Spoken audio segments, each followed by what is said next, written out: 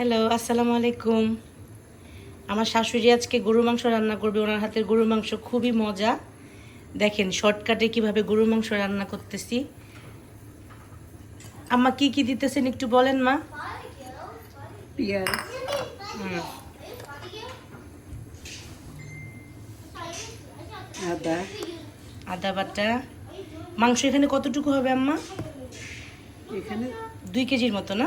হুম, আচ্ছা, আদা বাটা 2 চামচ, রসুন রসুন বাটা, রসুন বাটা 2 চামচ। আচ্ছা, আদা বাটা 1 চামচ দিচ্ছেন। আদা বাটা 3 চামচ, রসুন বাটা 2.5 চামচের মতো। আচ্ছা,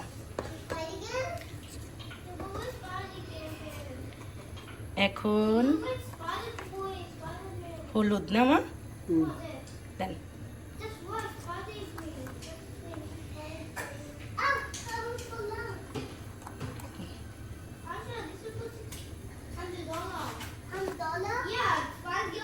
মরিচ আমরা একটু বেশি খাই, একটু ঝাল ঝাল খাই, এই জন্য মরিচ হচ্ছে 3 চামচ।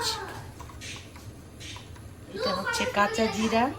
এখন কাঁচা জিরা গুঁড়া করা। আচ্ছা, আম্মা হচ্ছে সরিষার তেল আর হচ্ছে এই সাদা তেল দুইটা মিলায় রান্না করে গরুর মাংস। ওনার হাতের গরুর মাংসর ঘ্রাণই অন্যরকম। তো প্রথমে মা সরিষার তেল দিয়ে দিল এখানে। এখন একটু সাদা তেল দিয়ে এটাকে মাখাবে সুন্দর করে।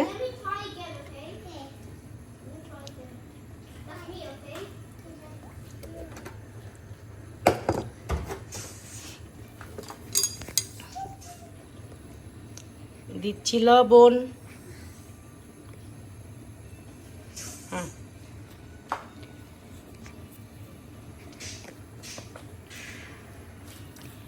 এখন সুন্দর করে মা মাখাবে।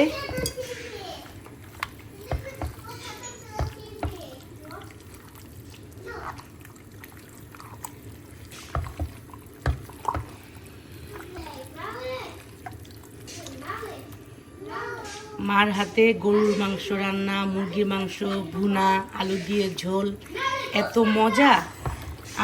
আমার ঘ্রাণই হয় না এরকম, আমি জানি না। মার মুরগি দিয়ে গরু দিয়ে একটা ঘ্রাণ অন্যরকম হয়, খুবই মজার। এটা খুব ভালো মতো এখন মা মাখাবে।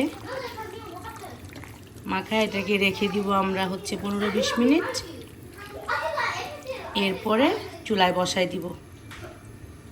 এর মধ্যে আপাতত কোনো পানি দিব না, মাংসের থেকে পানি দিয়েই এটা হাফ সিদ্ধ হয়ে যাবে।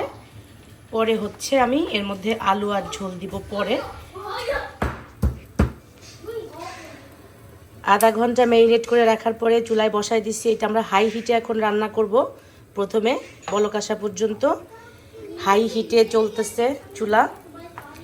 তো মা হচ্ছে এর মধ্যে গরম মশলা যেগুলো অ্যাড করে ওগুলো হচ্ছে বলক আসার পরে, গন্ধটা তখন ভালো থাকে।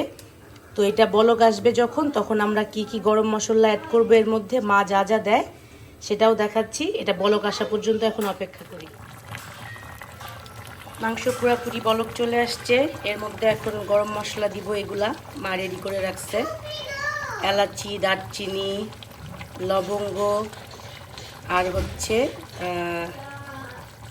কালো গোলমরিচ আস্ত, এগুলো সব এখন দিয়ে দিব এর মধ্যে।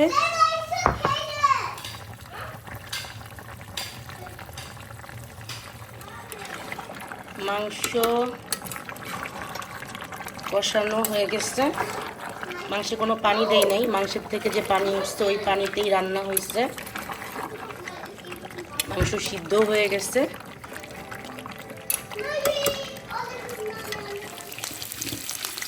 খোসা সহ আলু দিলে আলুতে একটা সুন্দর ঘ্রাণ হয়, এই জন্য আমি খোসা ছাড়াই নাই। খোসা সহ দিয়ে এরকম একটু ভাজবো, এরপরে আস্তে আস্তে দিয়ে দিব মাংসের মধ্যে। পাতলা ঝোলের সাথে এটা আলু অনেক মজা লাগে খাওয়ার সময়। আলু ভাজা হয়ে গেছে। এখন এই আলু মাংসের মধ্যে দিয়ে দিব।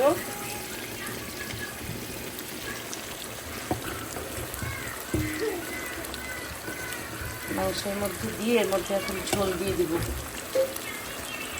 মা, গরম পানিটা কি হচ্ছে? গরম পানি এটার মধ্যে মাংস কষানো হয়ে গেছে। খুব ভালো মতো মাংস কষানো লাগে, যত মাংস কষানো যাবে তত বেশি মজা হবে।